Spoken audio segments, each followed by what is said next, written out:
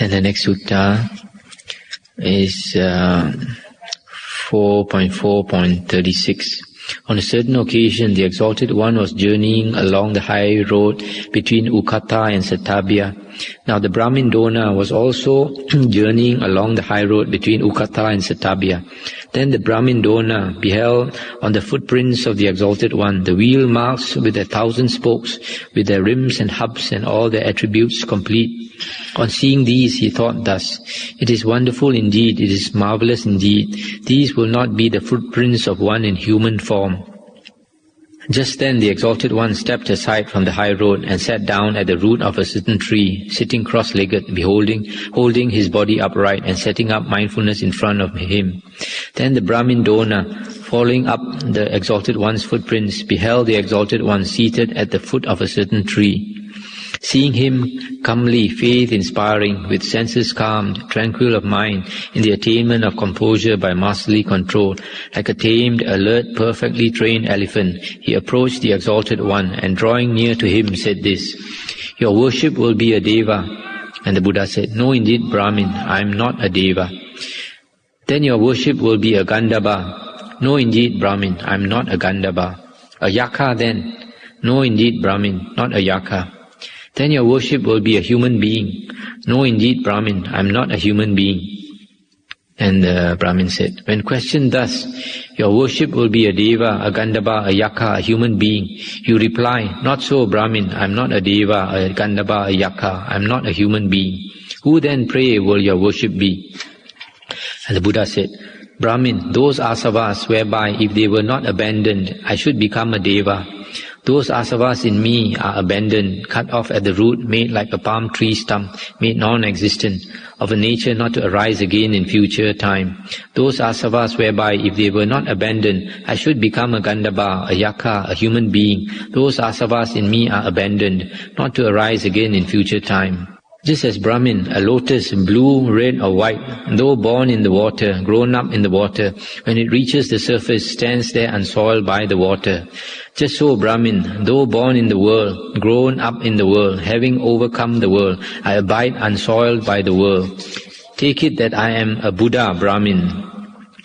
This is one of those well-known suttas where this man, because of seeing the footprints of the Buddha, these Brahmins, they like to observe all these marks of the human body, and from observing the footprints of the Buddha, he said there must be something special about this person. So he asked the Buddha whether he was a Deva, a heavenly being, and whether he was a Gandhava, a tree spirit, a Yakha, another type of spiritual being, a human being, etc. And the Buddha said he was not any one of those.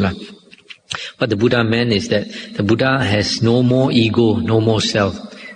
And because he has no more self, he does not see himself as a human being. He sees all beings as one with him. And in fact, he sees the whole world like a dream.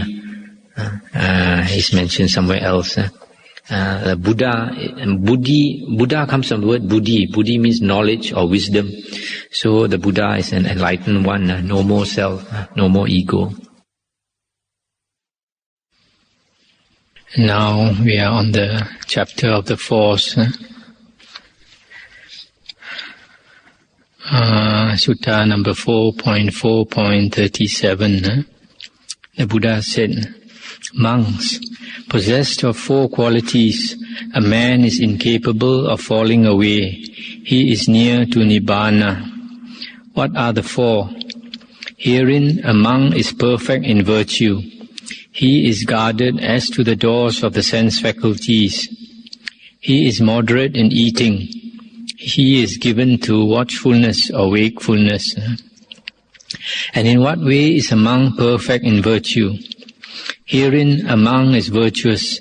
He dwells restrained with the restraint of the Patimokkha, the code of precepts for a monk. Perfect in the practice of right conduct, he sees danger in the slightest faults. He takes up and trains himself in the stages of training. Thus a monk is perfect in virtue. And how is a monk guarded as to the doors of the sense faculties? Herein a monk, seeing an object with the eye, does not grasp at the general features or at the details thereof. Since coveting and dejection, evil, unprofitable states, might flow in upon one who dwells with the faculty of the eye unrestrained, he applies himself to such restraint. He sets a guard over the faculty of the eye, attains restraint thereof. When he hears a sound with the ear, or with the nose smells a scent, or with the tongue tastes a flavor, or with the body contacts tangibles, when with the mind he cognizes mental states, he does not grasp at the general features or details thereof. But since coveting and dejection, evil, unprofitable states, might flow in upon one who dwells with the senses unrestrained, he applies himself to such restraint. He sets a guard over the sense doors, attains restraint thereof. That is how a monk has the doors of the sense faculties guarded. And how is a monk moderate in eating? Herein a monk takes his food thoughtfully and prudently, not for sport, not for indulgence, not for personal charm or adornment, but just enough for the support, for the continuance of the body, for its resting unharmed, to help the living of the holy life. With this thought, my former feeling I check, and I set going no new feeling. Thus maintenance shall be mine, blamelessness and comfort in life. Thus is a monk moderate in eating. And how is a monk given to watchfulness or wakefulness? By day a monk walks up and down, and then sits, thus cleansing his heart of conditions that should be checked. By night, for the first watch, he does likewise. In the middle watch of the night, lying on his right side, he takes up the lion posture, resting one foot on the other, and thus collected and composed, fixes his thoughts on rising up again. In the last watch of the night, at early dawn, he walks up and down, then sits, and so cleanses his heart of conditions that should be checked. That is how a monk is given to watchfulness. Possessed of these four qualities, a monk is incapable of falling away. He is near to Nibbana. So in this sutta, we see the Buddha is stressing on four practices, four very important practices, which if a monk practices, then he is not likely to fall away, that means to disrobe, or to break the precepts, etc., the major precepts. And these four practices, first one is perfect in virtue, second one, guarding the doors of the sense faculties, third one, moderation in eating, fourth one, devoted to watchfulness or wakefulness. I think some of you, if you were here in the previous sutta reading, you had heard the Buddha talking about the sure course, the sure way, and three practices were mentioned in there. And those three practices are also mentioned here, namely guarding the doors of the sense faculties, moderation in eating, and given to wakefulness or watchfulness. So these three very important practices which make up what is known as charana. The Buddha is said to be perfect in knowledge and conduct, vijja charana sampanno. And in this conduct charana, there's a series of practices which make up the holy life. And these three, the Buddha always points out as being very important, namely the guarding of the sense doors, moderation in eating, and devotion to wakefulness.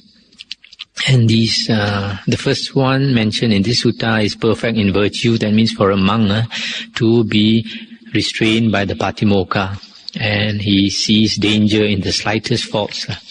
And he trains himself in the precepts. That is perfect in virtue. Then guarding the sense doors, a monk seeing an object with the eye does not grasp at the general details or at the general features or the details thereof. This I mentioned before. This word grasp means to take up, to seize, or even just to accept.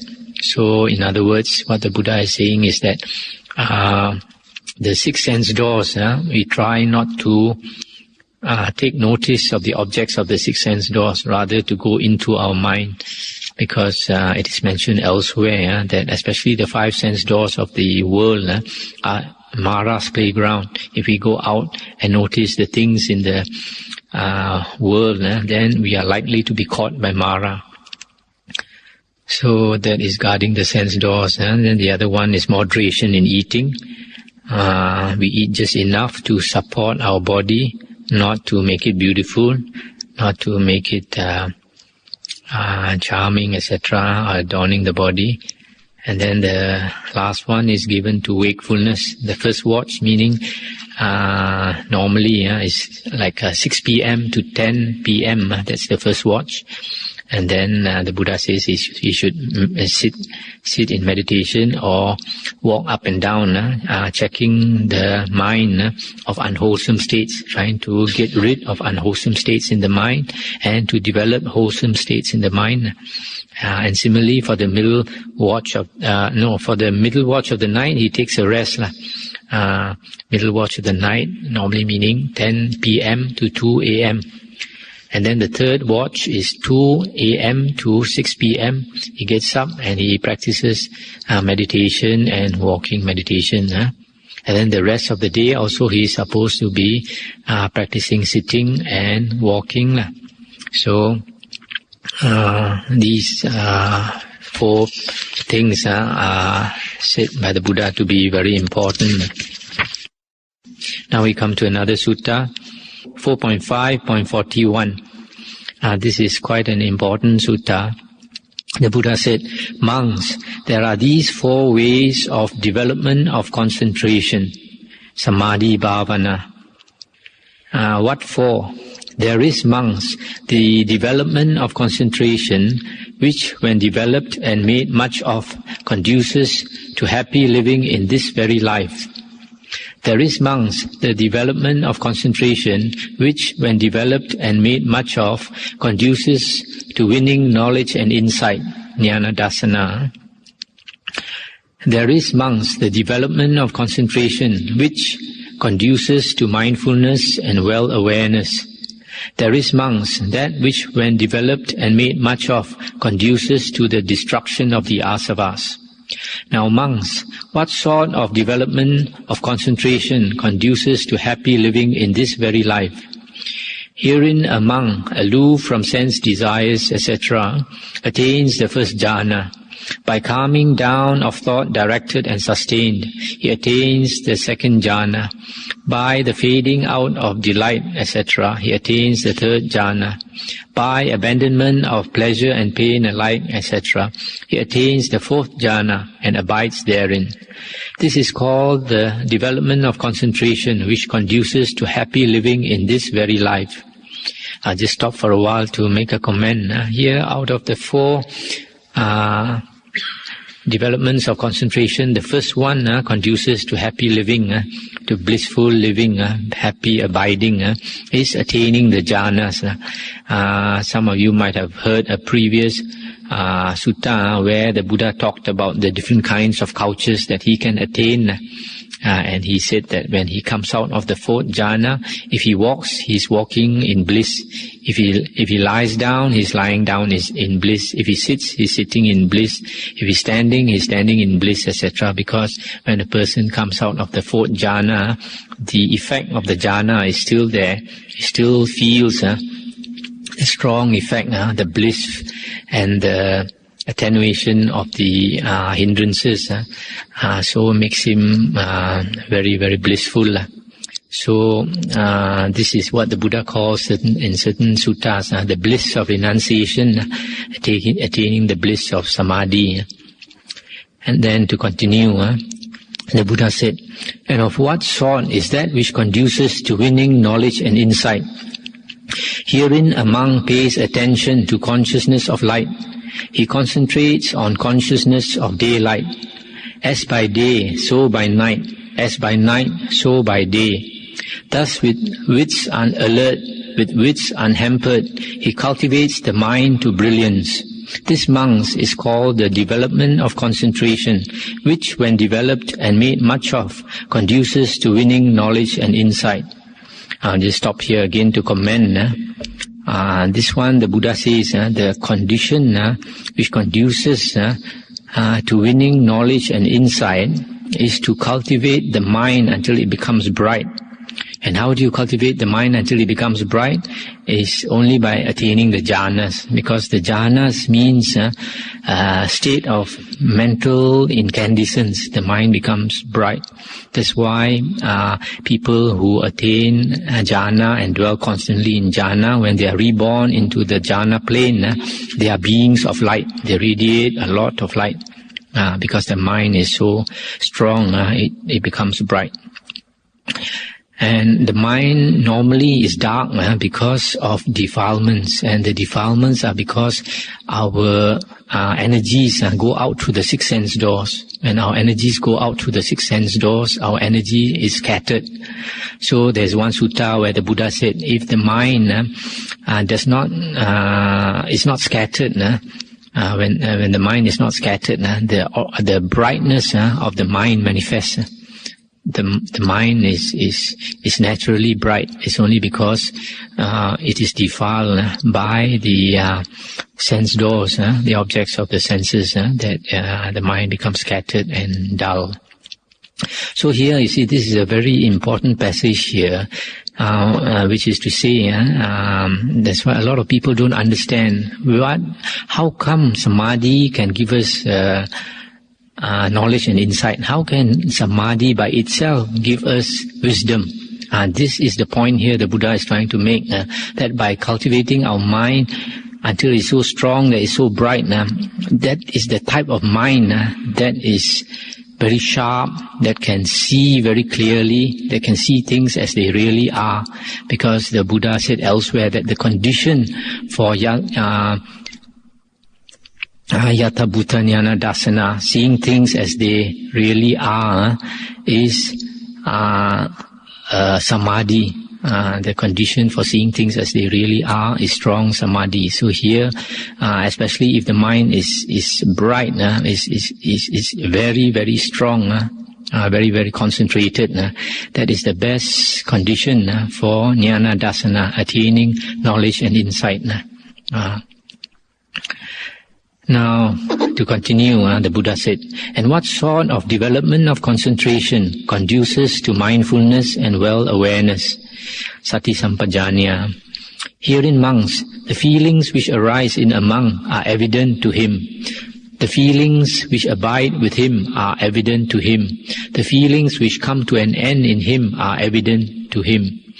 The perceptions, sanya, which arise in him are evident, etc. The trains of thought, vitaka, which arise, which abide with him, which come to an end in him, are evident.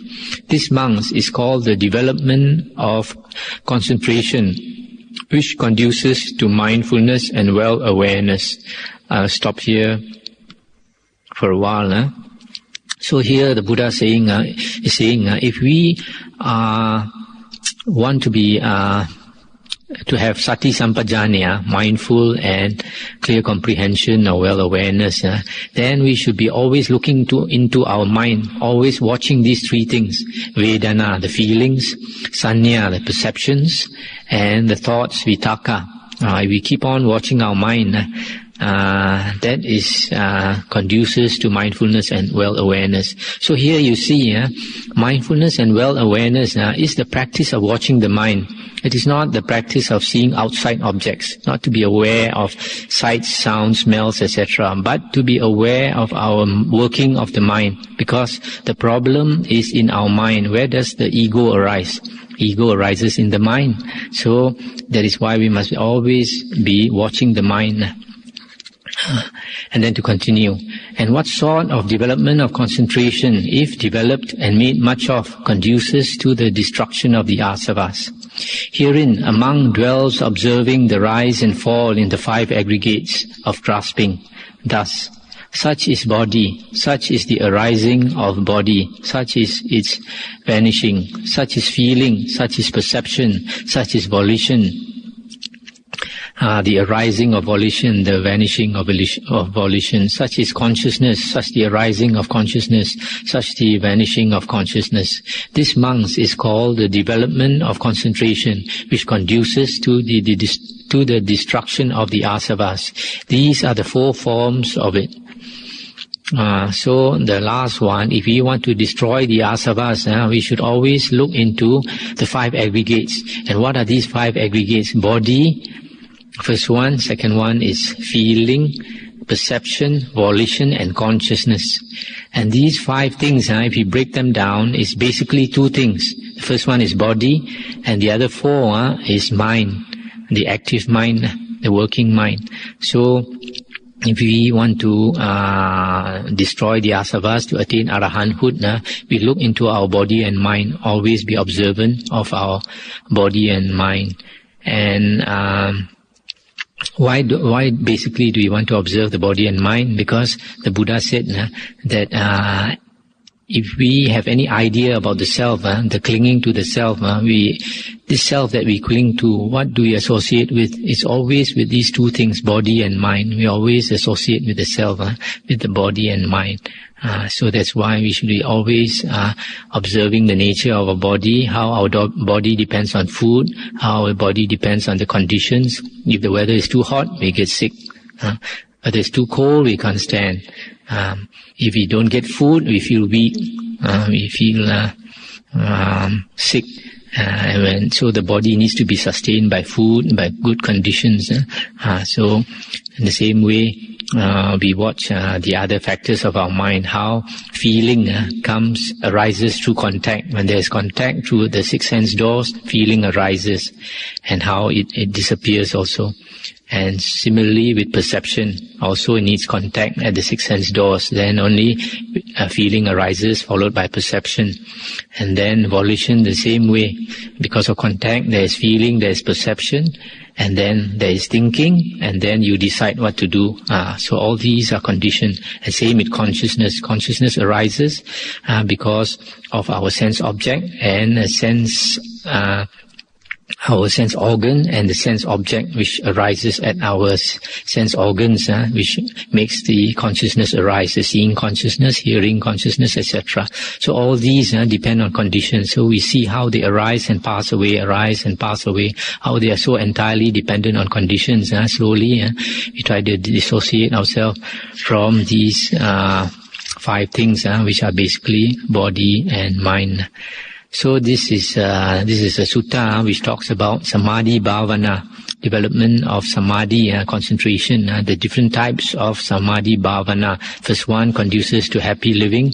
Second one conduces to winning knowledge and insight. This one is very important, how we must develop our mind until it's clear, and then we see things we have a very alert mind, not a mind that is hampered by the 5 hindrances. If our mind is not developed, if we don't have samadhi, it is always enveloped by the 5 hindrances, which block us, which hinder us from seeing things as they really are. We see things as they seem to be, just like a person with dark specs. When you wear dark specs, whatever you see, the color you see, it's always a perversion. It's not the real thing. But you will swear, but that is what you see. That is only what it seems to you. It's only when you remove the dark specs, dark glasses, that you see things in the correct perspective. Similarly, if we have the 5 hindrances, we see things not as they really are, but as they seem to be to us. Then the third one is the samadhi bhavana, that conduces to mindfulness and well-awareness, and that is the practice of it is to watch the mind. And the last one, conducing to the destruction of the asavas, is to watch the 5 aggregates, how they arise, they pass away, how they depend on conditions. So that is quite an important sutta for people who are interested in meditation. That is why it is very important to study the suttas, to investigate the suttas if we want to meditate in the right way, because all the Buddha's instructions are in the suttas, including instructions on meditation. Now the next sutta is 4.5.49. Monks, there are these 4 perversions of perception, 4 perversions of thought, 4 perversions of view. What for? These perversions are called vipallasa in Pali. What for? To hold that in the impermanent there is permanence is a perversion of perception, thought and view. To hold that in the ill there is not ill, ill is dukkha, is a perversion of perception, thought and view. To hold that in the not self there is self, atta, is a perversion of thought, of perception, thought and view. To hold that in the repulsive there is the attractive, subha, is a perversion of perception, thought and view. These are the four perversions of perception, thought and view. Monks, there are these four non-perversions of perception, thought and view. What for? To hold that in the impermanent there is impermanence, that in the ill is ill, that in the not self is not self, that in the repulsive is the repulsive. These are the non-perversions of perception, thought and view. This sutta concerns the three characteristics of existence, which are the impermanence, anicca, dukkha and anatta. And we have perversion of perception, thought and view. If we think that things in the world are different from these three characteristics of impermanence, dukkha and anatta.